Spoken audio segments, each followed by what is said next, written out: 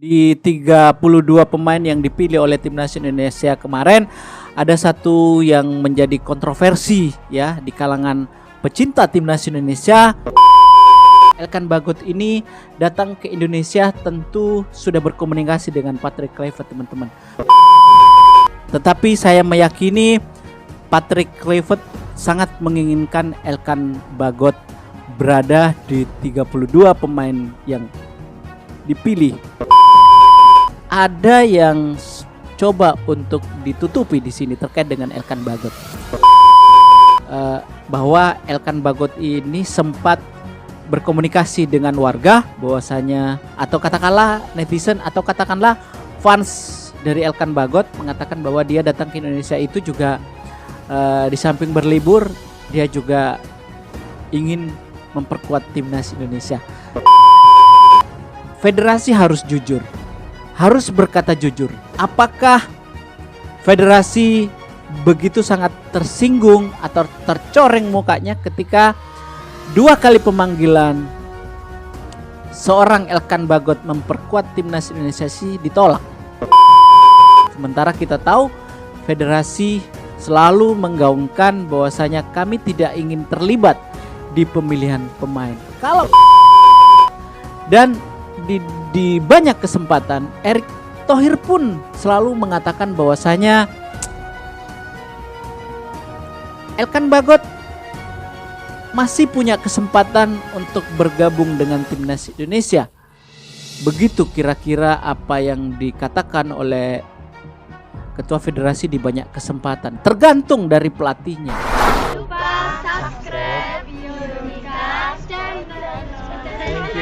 Thank you. Terima kasih. Sukses selalu ya, belajar yang baik ya. Oke. Semangat.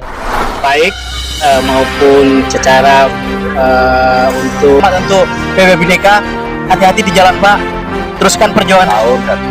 Kalau saya sendiri secara pribadi waktu. Assalamualaikum warahmatullahi wabarakatuh. Apa kabar teman-teman? Semoga hari ini kita semua sehat. Jumpa lagi bersama Biodika Sport Channel. Di sini channel yang selalu konsisten memberitakan tentang timnas Indonesia, dan channel ini meskipun kecil selalu ingin berada di antara para channel-channel yang sudah besar teman-teman ya. Oleh karena itu mohon bantuannya untuk melakukan subscribe begitu agar kami terus bersemangat. Nah, kali ini saya akan mencoba untuk memberitakan atau menginformasikan terkait dengan timnas Indonesia lagi. Terlebih di 32 pemain yang dipilih oleh timnas Indonesia kemarin, ada satu yang menjadi kontroversi ya di kalangan pecinta timnas Indonesia, di kalangan netizen dan bahkan mungkin media nasional pun ada beberapa yang mengangkat persoalan ini, meskipun tidak terlalu banyak teman-teman, karena memang dianggapnya bahwa ketidakhadiran pemain ini itu tidak terlalu bermasalah karena pemain belakang di sektor ini, di sektor back kiri ini sudah banyak dihuni pemain yang juga memiliki level dan kualitas yang sama, seperti halnya Justin Hapner, lalu kemudian Kelvin Verdong pun bisa ditarik menjadi back kiri, lalu kemudian di sana juga ada Pratama Arhan. Ya betul, kemudian juga ada Shane Patinama juga bisa digeser, dan James pun juga bisa digeser ke arah sana. Tetapi menurut kami sebagai pecinta timnas Indonesia masih penting untuk dibahas sebetulnya kenapa pemain satu ini tidak dipanggil oleh jajaran pelatih timnas Indonesia, yakni Patrick Kluivert, Denny Langsat dan Alex Pastor. Padahal pemain ini beberapa bulan yang lalu langsung dikontak oleh Patrick Kluivert untuk memperkuat timnas Indonesia. Padahal kita tahu di sana pun dihuni oleh pemain-pemain yang ada seperti saat ini. Contohnya Justin Hapner, kemudian juga Kelvin Verdong, ada Shane Patinama waktu itu, juga ada Dance James yang juga bisa ditempatkan di posisi itu gitu loh. Namun Patrick Kluivert mencoba untuk mengontaknya, cuman si pemain ini saya sebut saja ya teman-teman, Elkan Bagot menolak untuk bergabung karena pertimbangan dia masih ingin fokus dan ingin memperbaiki posisinya di klub. Kali ini teman-teman, Elkan Bagot betul-betul free di klubnya Blackpool begitu, dan Elkan Bagot adalah pemain yang cukup bersinar di klubnya. Menit playnya juga sangat bagus, selalu diberikan kesempatan untuk bermain secara reguler di klubnya, dan tentu tidak ada alasan bagi Patrick Kluivert untuk tidak memanggil pemain ini. Dan saya yakin di beberapa bulan terakhir Patrick Kluivert pasti senantiasa teman-teman memantau perkembangan pemain ini, baik itu mungkin ditugaskan kepada asisten pelatihnya begitu.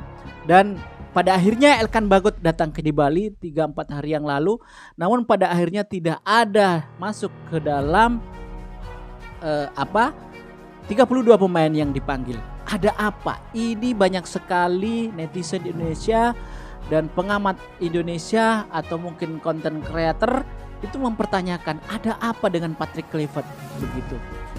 Nah, pada akhirnya mari lagi-lagi kita menduga bahwa di konten saya yang kemarin saya sangat meyakini bahwasanya Patrick Kluivert Elkan Bagot ini datang ke Indonesia tentu sudah berkomunikasi dengan Patrick Kluivert teman-teman. Bahwasanya Patrick Kluivert dan asisten pelatihnya pasti sudah mengabarkan kepada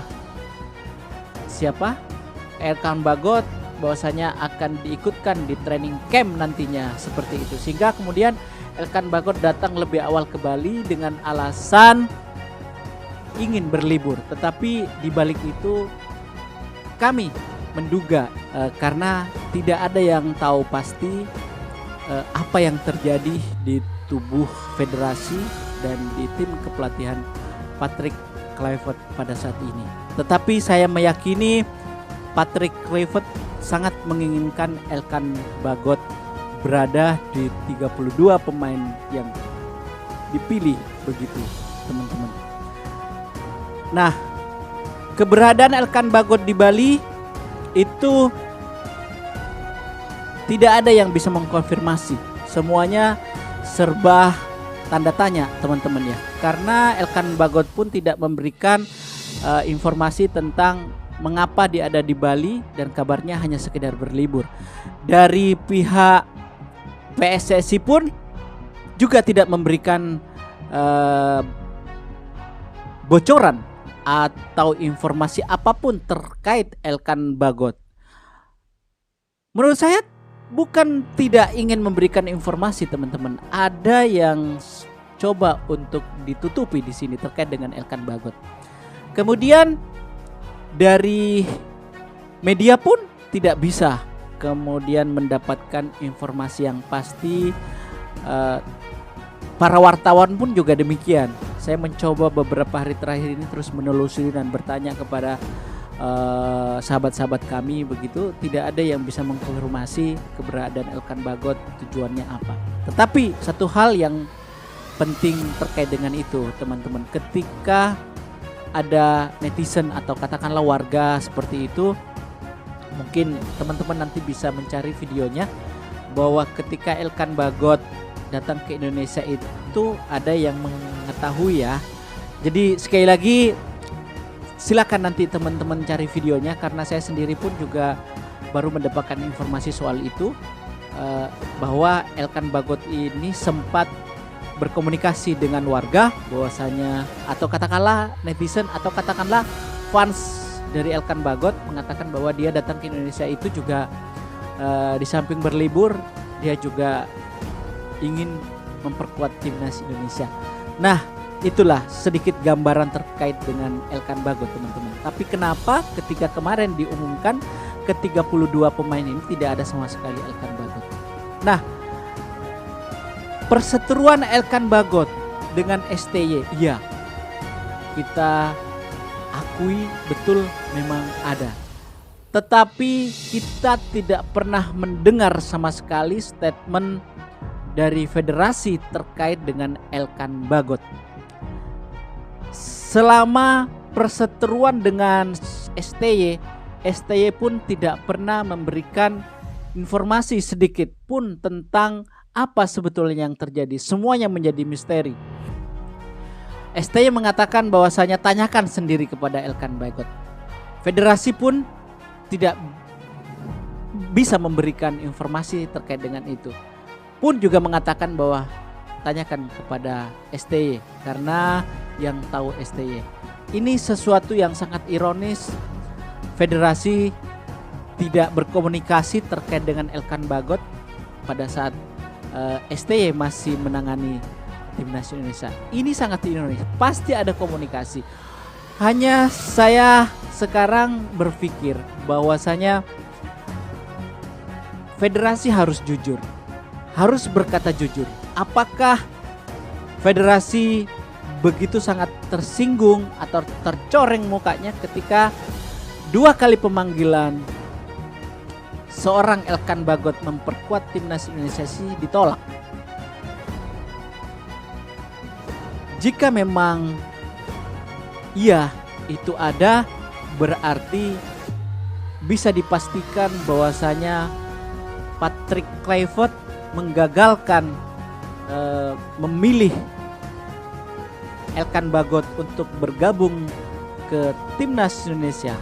Itu adalah masukan dari federasi. Sementara kita tahu federasi selalu menggaungkan bahwasanya kami tidak ingin terlibat di pemilihan pemain. Kalau seandainya 2 kali pemanggilan Elkan Bagot ini ditolak, lalu kemudian federasi menganggap bahwa tidak lagi memerlukan Elkan Bagot selamanya begitu, karena di sisi bek kiri pun sudah banyak pemain yang bisa menggantikan posisi Elkan Bagot dan Elkan Bagot tidak lagi dibutuhkan begitu.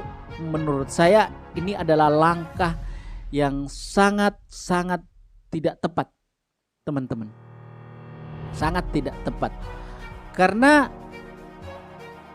federasi sama sekali bukan ranahnya ya menentukan apakah pemain ini harus terpilih atau tidak begitu. Dan di banyak kesempatan Erick Thohir pun selalu mengatakan bahwasanya Elkan Bagot masih punya kesempatan untuk bergabung dengan timnas Indonesia. Begitu kira-kira apa yang dikatakan oleh ketua federasi di banyak kesempatan. Tergantung dari pelatihnya. Kalau federasi sih karena yang bermasalah ini atau karena yang sedikit ada miskomunikasi ini adalah pelatih, ya biarkanlah pelatihnya yang menjadi urusannya. Seperti saat ini saya menganggap bahwa ada sesuatu yang disembunyikan oleh federasi terkait dengan pemain satu ini. Sebut saja mungkin merasa tidak dihormati oleh Elkan Bagot. Sebut saja mungkin merasa bahwa federasi ini tidak dihargai sebagai bangsa, sebagai federasi, atau mungkin secara umum sebagai bangsa Indonesia begitu. Kita sudah menghabiskan banyak tenaga dan dana untuk mengaturalisasi pemain ini, tapi kemudian hasilnya menolak 2 kali untuk dipanggil timnas Indonesia. Apakah karena itu? Saya juga masih merasa bingung. Saya tidak bermaksud untuk membesar-besarkan persoalan ini, tetapi ini harus dijawab. Karena apa? Ini menjadi persoalan yang sangat penting kalau kemudian federasi selalu mengatakan bahwa itu urusan pelatih untuk siapa saja yang dipilih. Tapi ketika Patrick Kluivert memilih salah satu di antara pemain yang layak untuk dipanggil, lalu kemudian direcokin katakanlah seperti itu sama sekali tidak benar. Patrick Kluivert sebetulnya tidak ada kepentingan untuk berkonflik dengan pemain, sama sekali tidak ada, karena yang berkonflik waktu itu adalah STY. Lalu kemudian pemanggilan kedua, saya pun yakin juga Patrick Kluivert sebagai seorang otak otak Eropa begitu, saya juga yakin bahwa Patrick Kluivert tidak akan pernah memainkan otaknya atau pikirannya secara negatif lalu kemudian mendendam, ngeprank Elkan Bagot. Datanglah ke Indonesia karena kamu adalah bagian dari yang akan saya pilih nanti. Kami membutuhkan tenaga kamu. Ketika datang ke Indonesia lalu kemudian tidak terpilih. Tidak mungkin seorang Patrick Kluivert kemudian melakukan ngeprank lah semacam itu terhadap Elkan Bagot. Saya pikir bukan sosok Patrick Kluivert melakukan itu. Nah, jadi sekali lagi kami minta kepada federasi siapapun yang memiliki otoritas itu, jujurlah kenapa Elkan Bagot sudah datang ke Indonesia lalu kemudian tidak terpilih begitu, meskipun di situ terbungkus hanya sekedar berlibur. Teman-teman, saya ingin katakan di konten saya yang kemarin pun juga sudah saya katakan bahwa Elkan Bagot memang tidak memiliki atau katakanlah Elkan Bagot di Indonesia ini memiliki catatan yang baik, pun juga sedikit memiliki catatan yang buruk. Catatan baiknya adalah dia adalah pemain senior meskipun usianya muda. 24 caps dia miliki bersama timnas Indonesia. 22